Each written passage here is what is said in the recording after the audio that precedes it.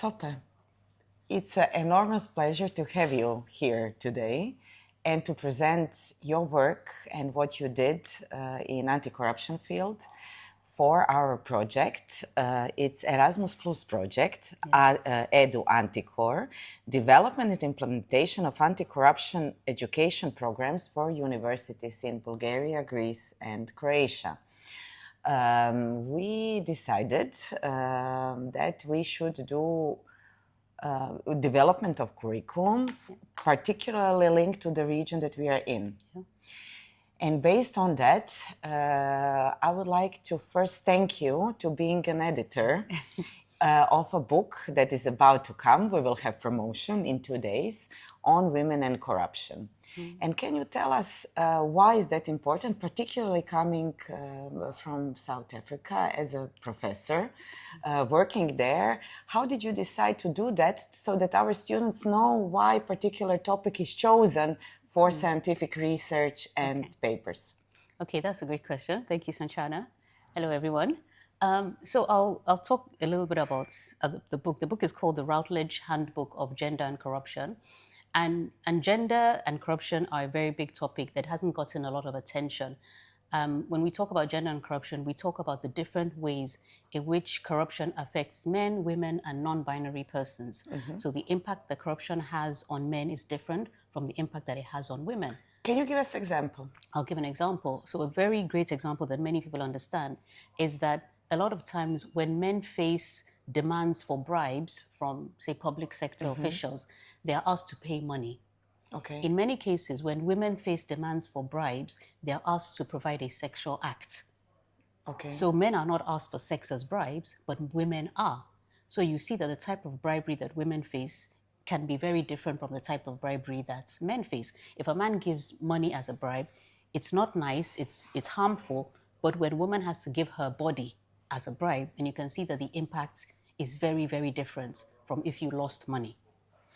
Exactly, but do you think that in our research that we did for Croatia, we have seen definitely that, and the research have confirmed that, not all though, that when women come to the position of power, either in the government or both actually, private sector, then it slowly changes.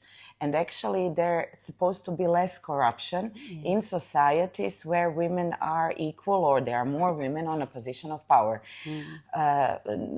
Because also women, when they come to the power, they dedicate themselves to the policies that do affect vulnerable. That's one of the things. Yes. And the other, of course, the situation that you mentioned, that it's absolutely unacceptable. And maybe the students in our region are not aware. I'm not saying that it does not happen, but it's much more vivid in the places. In some places and others, some places than in others. But I'll just stop you in a minute. It's actually very prevalent. It's just the level of awareness that is there. So some of the studies we've done on Sweden. Okay. Sweden is a very gender equal country, very developed country, has a lot of sexual corruption. The US has a lot of sexual corruption, especially in the judiciary and in law enforcement. So sometimes it's not a case that it's not happening, but it's just that the level of awareness and the visibility that is given to the problem is different. Because if it's happening in Sweden, I promise you it's happening.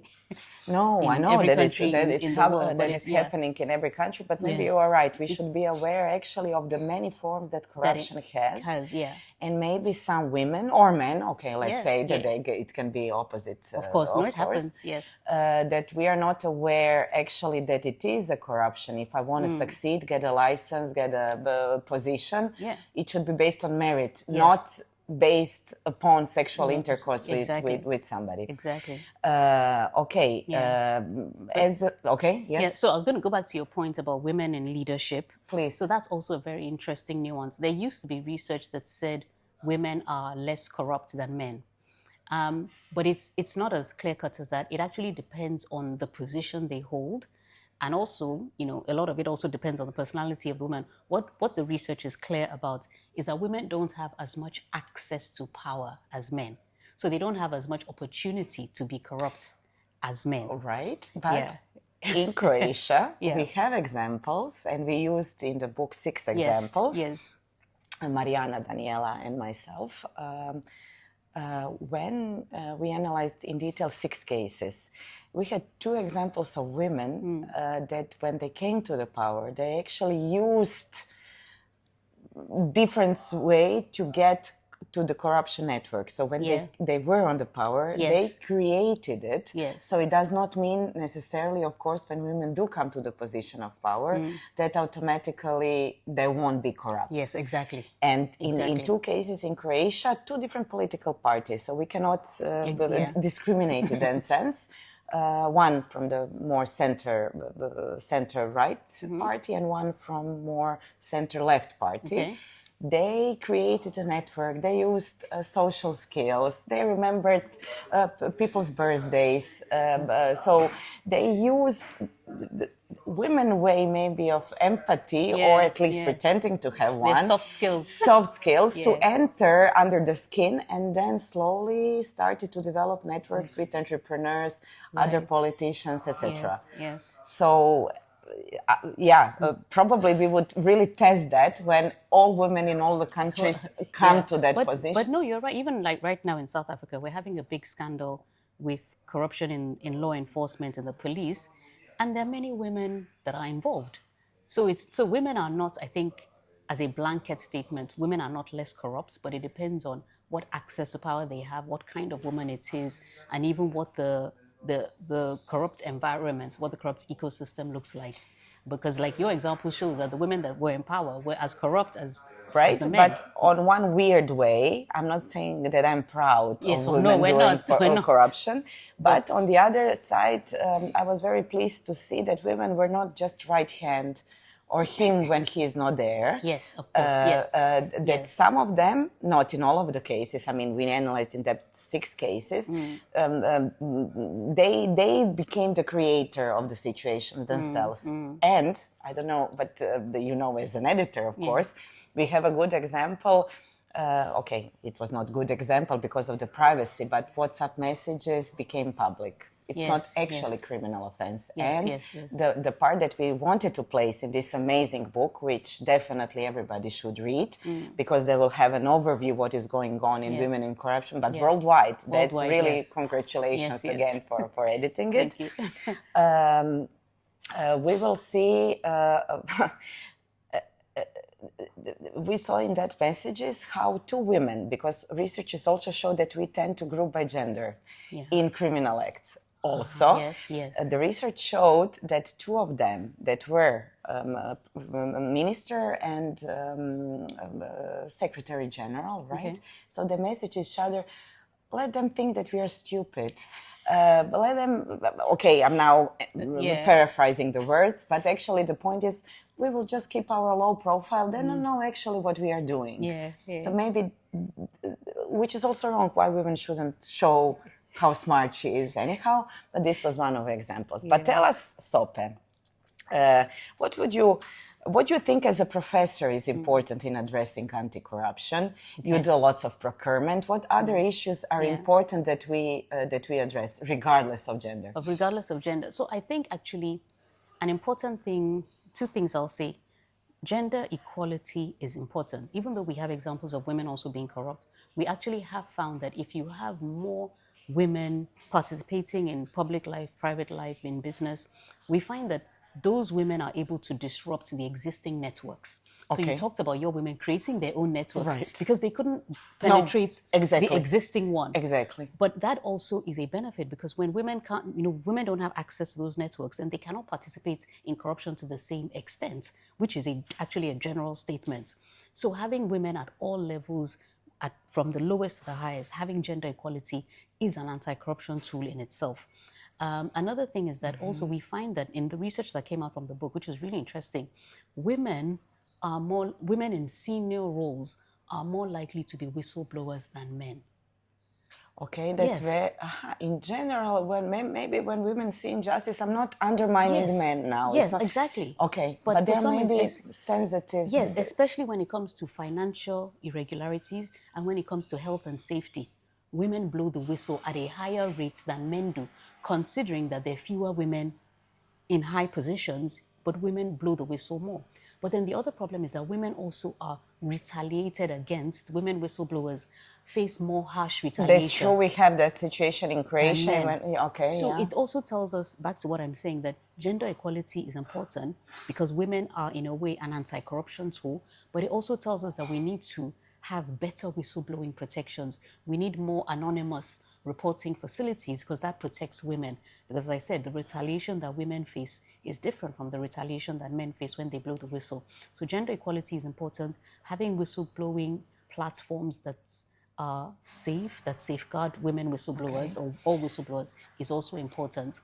And I think the last thing that we'll be talking about this, well, now we've been in Doha with the other colleagues, is that we really need to think about the ethical competence of people in politics, in public life, because that's something that we haven't given enough attention. How do we ensure that there are good people, ethical people, people that cannot be compromised in our government agencies? I agree. Okay, some say moral do comes from home, but on the other side, it doesn't have to be so. So if we see, I totally agree with you. In that sense, I think that Croatia could set a good example, although our perception of corruption among EU countries is rather high.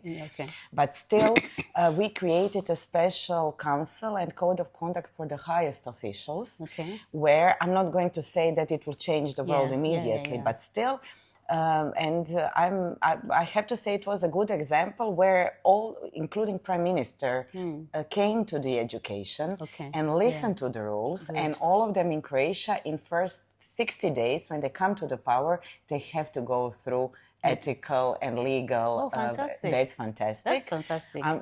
Of course, some of them will commit corrupt act, but slowly you can see that in the media and everywhere. And in the words of the Prime Minister and members of the government, you see more language that includes ethics and integrity building.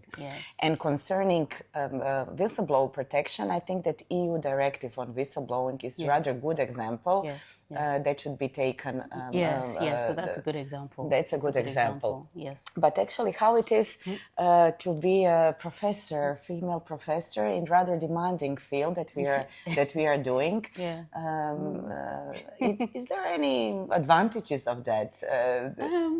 How do students look at you as a role model there? Like, yes, we can do it. We can be professional.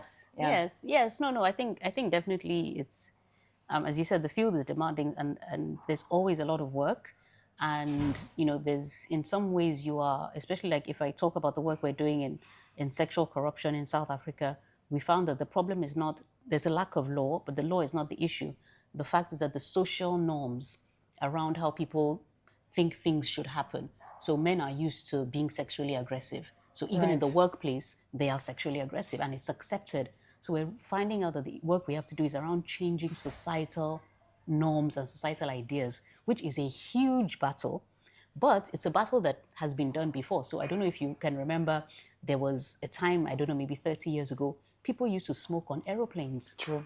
And we've changed that norm. People don't smoke indoors. Today, even those who smoke, they will be like, no, I don't want that. Nobody can smoke indoors in most places. So we have changed a norm that seemed impossible to change. So we can do it, but it's a long-term job. And in terms of being a role model, I do my best. I do the job to the best of my ability, and I support my students and mentor them to the best of my ability. And I think that's the only thing that people can ask from me. I agree. And one of the most important issues that comes with our profession is definitely transferring the knowledge and giving our best to next generation. But then dear students, it's on you to continue that work and advance even more. And I think the work you are doing, especially in educating, because education is the tool. It is. Nelson Mandela who said it's education that we will use to change the world. And it really is. So I want to say well done to you to doing this and changing the face of anti-corruption education and criminal law education and what it means to be ethical in Croatia, because that's a big job. Actually, we two of us met when we did, it was on ethics, right? We did, when we're doing the UNODC. We did the UNODC integrity training. The courses on integrity. It used to be called Education for Justice, now it's called GRACE. Right. Yeah, so the UNODC has online courses in anti-corruption and in ethics that any university or high school can take as a And we curriculum. are actually using it to adapt it to our region. Okay, And as we are, Yeah. as I have to say, we are doing a lot. We are prosecuting a lot, but still the population is very critical in our country, which is a good thing. Yeah. And we are talking about corruption all the time. Yeah. Not that much what you mentioned on sextortion. Yeah. We are talking, we put femicide in our criminal code in Yes, Croatia. yeah. We really did Yes, that yes. as a special offense. yes. But on the other side, what we have mentioned, and that's why you need to read the book, about using other forms of corruption which are present, as we have heard also in Sweden. Yeah. So in that sense, it has been a pleasure to have you with us. Thank you. And we'll call you more. We'll see where the research after Yes. Friday, when the book will be open to public, where that will lead to changes in society. Yes, we hope so. Thank you so Thank much, you. Sunčana. Thank you.